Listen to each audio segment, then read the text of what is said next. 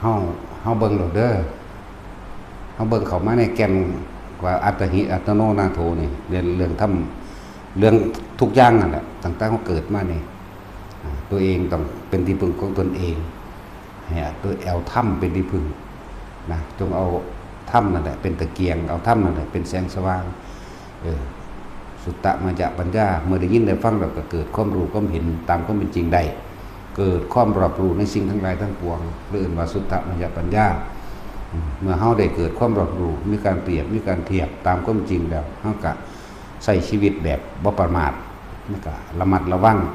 ในการใช้ชีวิตแล้วก็พึ่งตนเองตราบใดที่เฮายังไปยืนมือขอความช่วยเหลือจากคนอื่นอยู่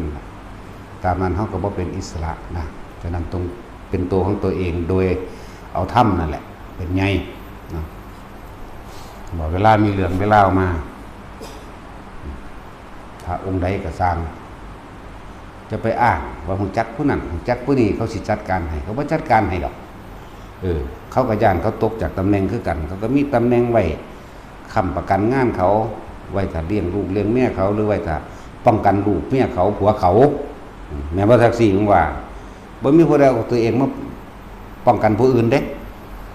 ดังนั้นมีแต่คนที่มีหัวใจในถ้ำเป็นหัวใจใจเป็นถ้ำเป็นความบริสุทธิ์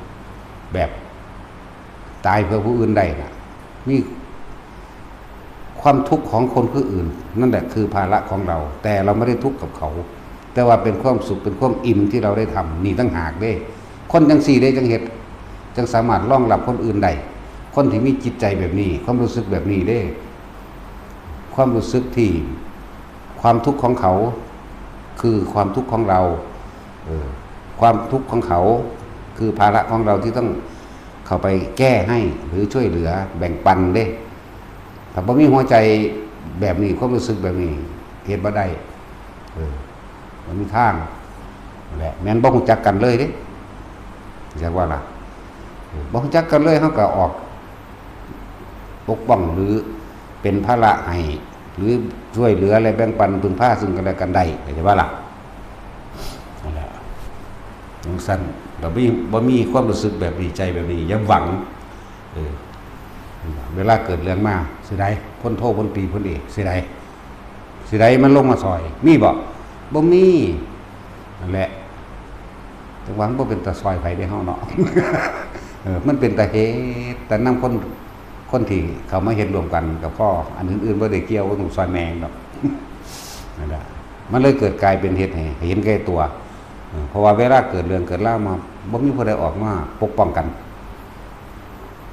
ปกป้องประสานสมานมิตรเพื่อให้อยู่กันได้กฎหมายก็คนเขียนขึ้นบ่แม่นสิเอาแต่ผิดกฎหมายโดยบ่มีผู้เสียหาย